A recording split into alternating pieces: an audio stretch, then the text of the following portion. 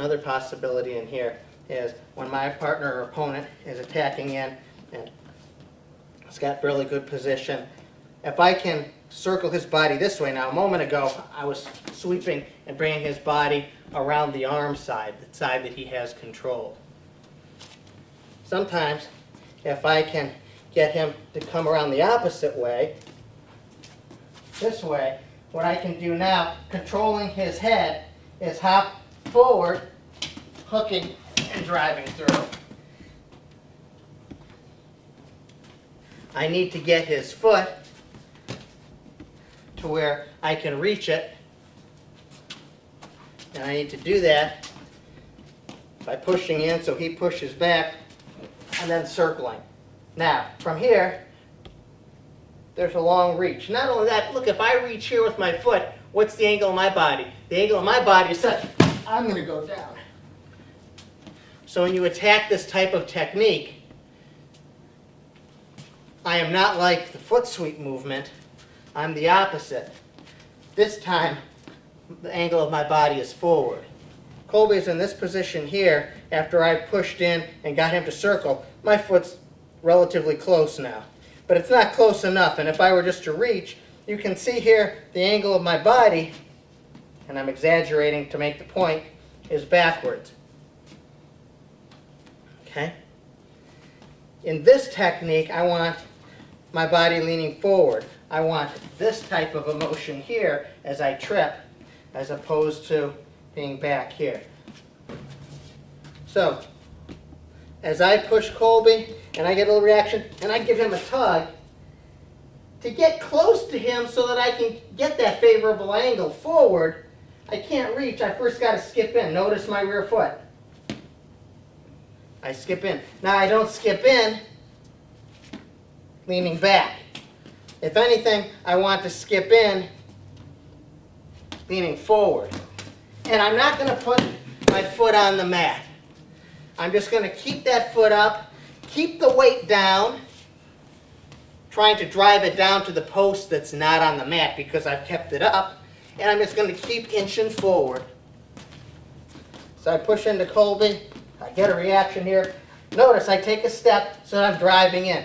If I'm at this angle, that's very unfavorable for me, and Colby is going to take me down from there. So I pop here. As I step through, I'm leaning forward, and I'm just going to continue to drive. I want to keep the head tight to me. He'll eventually typically go down. Typically in a favorable position for me to be able to get on top.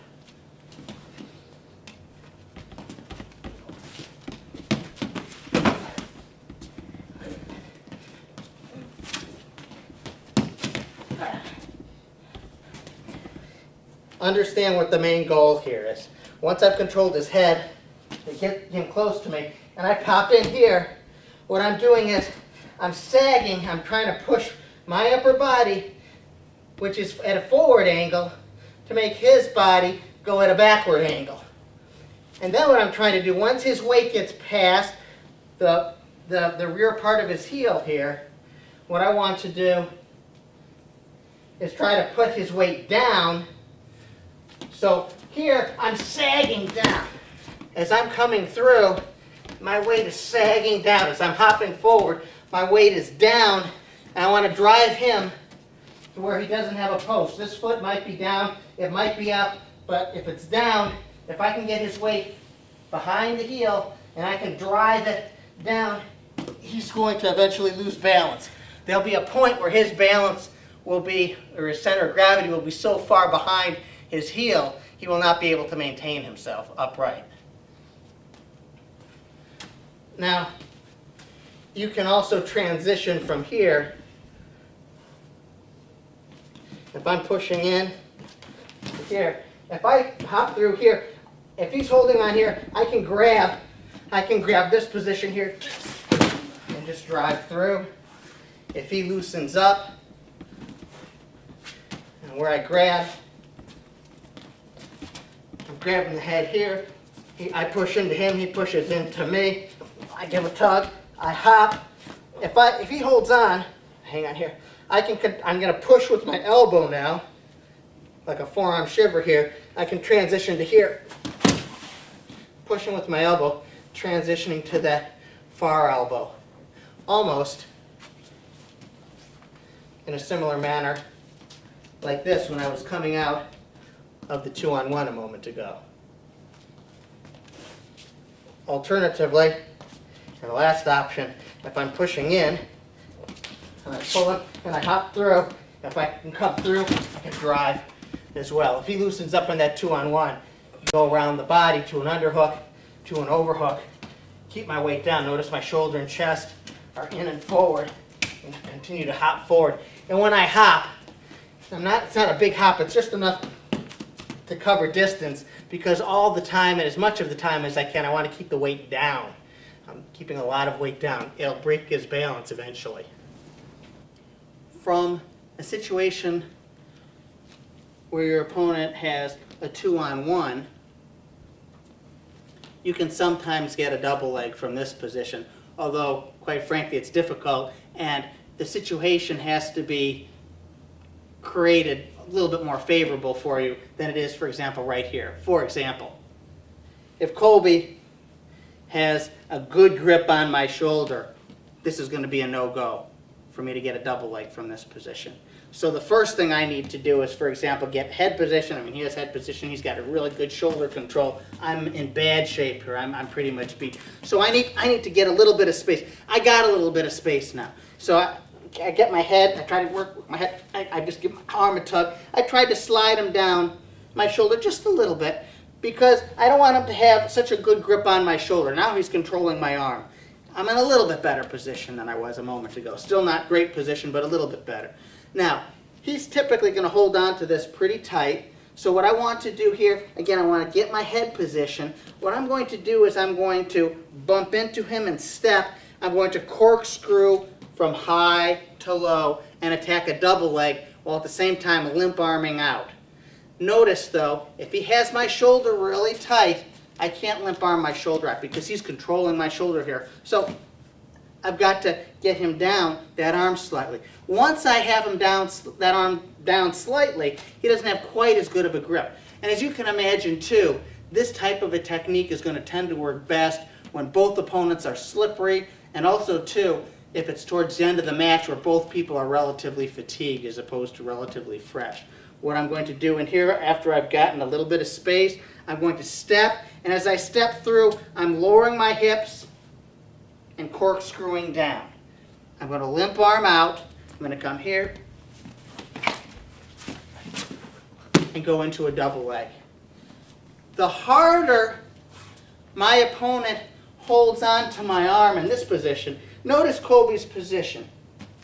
He's fairly upright. He's in good position here. But if he holds on to me hard as I limp arm through, and of course presuming I'm successful in getting through, and I'm going to be more likely to be successful if I can get a little bit of space here as opposed to trying to attack when he's really got a good grip on my shoulder. I'm wasting my time. So I need to get a little bit of space here.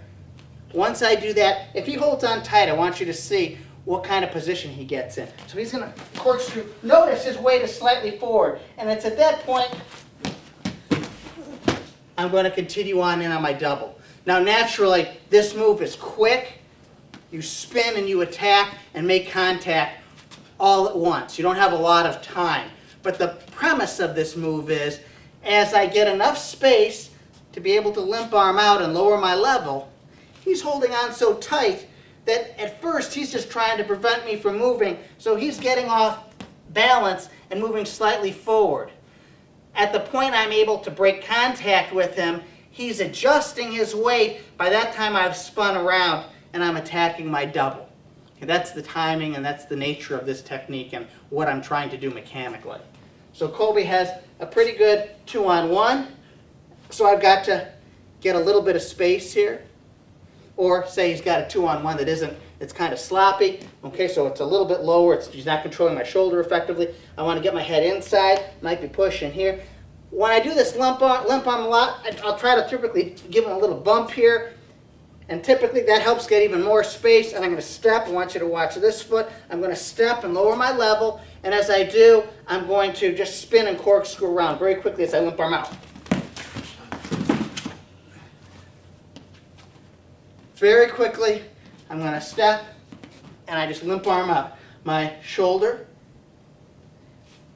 is where the motion is. This is soft and supple. I'm not holding this tight, because if I hold this tight, it's going to get jammed up as I try to pull it through. So I'm going to whip it through, and it's with the shoulder that the motion is occurring, and the rest of my arm, my elbow and my wrist, is limp and supple, and that's going to help it slide through.